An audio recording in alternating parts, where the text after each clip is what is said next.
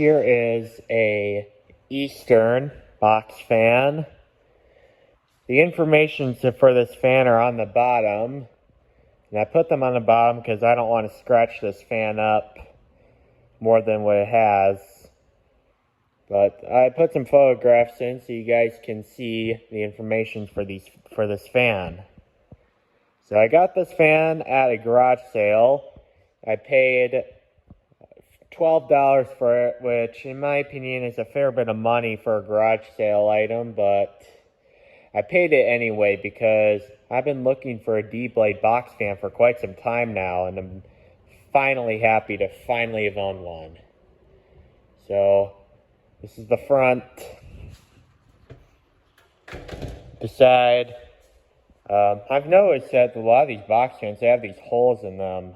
I don't know what they're for. Maybe making a rollabout stand for these is the purpose. Here's the back. And as you can see, the motor right here is plastic, which I'm not sure if I like that design because I have heard that plastic is flammable.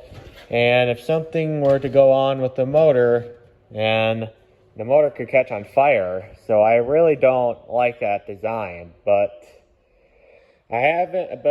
I don't think these have been recalled, and I've never heard of any incidents, so maybe the plastic is just not flammable, but I have no idea. And as you can see, this fan is in really nice, really good condition. It's still somewhat reflective too. So that's a good sign. It's got a couple nicks of paint missing, like right here, but I don't think I'm going to touch it up. This fan was allegedly brand new in the box. I'm saying allegedly because I did not get the box with it. And, yeah. So what the lady told me is that this fan was brand new in its box in the basement of their house, and they decided to take it out of the box and just threw the box in the trash and decided just to sell the fan. But I honestly don't like that because, I mean, I think the customer would like at least a little bit of protection of their fans, you know, like me. But also, the boxes are so much more valuable, in my opinion, than what the fan is. Because when you think about it, yes, of course, a lot of people would use the fan because they bought it. But they just throw away the box because they don't have a use case for it. But it's kind of disappointing that they did not sell it with the box, because I'm sure the boxes for this fan looked pretty darn cool. And it would probably be easier to check the date because they would probably have a date of when it was purchased. This fan does not appear to have a date code, which is kind of frustrating to me because I really want to know how old this fan is. But I think this fan would be from like the 1980s or so. But if anybody has an idea of how old this fan is, I would love to know in the comments.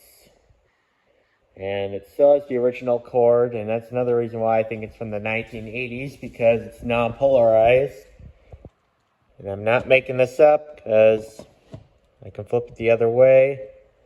No big deal. And I noticed that a lot of fans in this era have the LMP on it. I don't know what that is. That could be the lamp cord brand, or I don't know. But if anybody has any ideas, I would love to know that in the comments as well. Now, this fan works pretty good. However, there is a lot of play in the bearings. Look at this.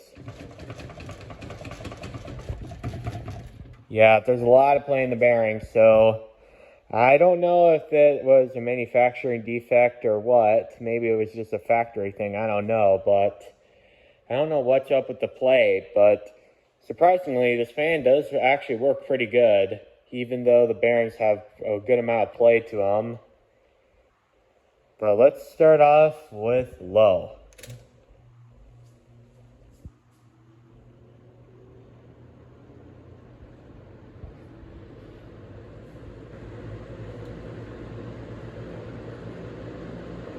Now this fan blade is a little unbalanced, as you can see. I don't know if it'll show up on camera, it's very minor, but well, the blade hub is a little off balance.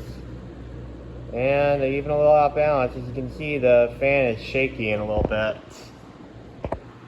But I have heard that with these D blades, they do tend to have warping issues.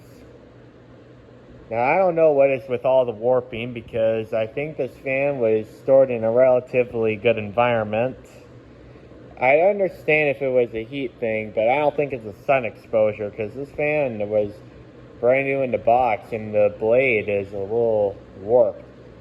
However, back then, the older box fans, this is a little bit more excusable, because you gotta realize in the 1980s, they really didn't have all the newer technology like we have today.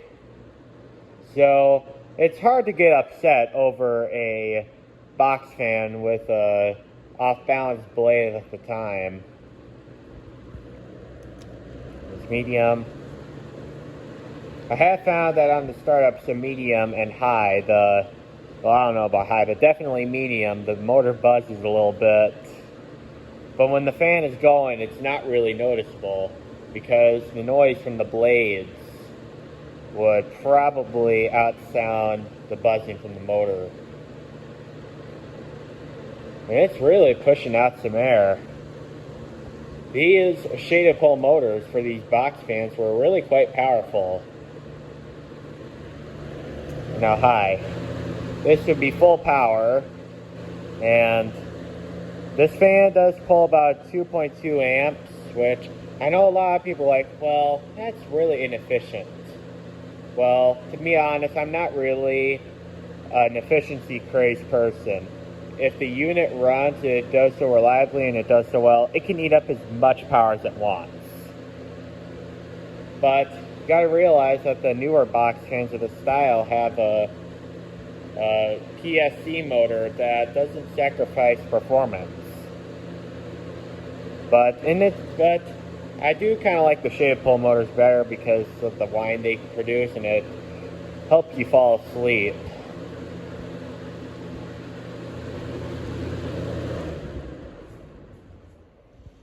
And now off.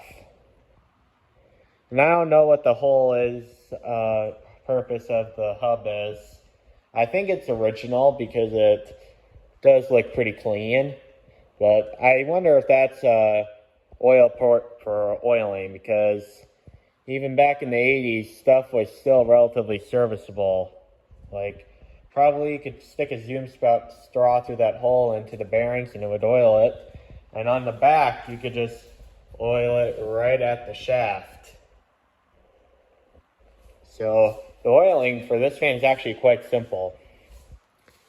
Alright, well, that's going to wrap up for this video, and I am out.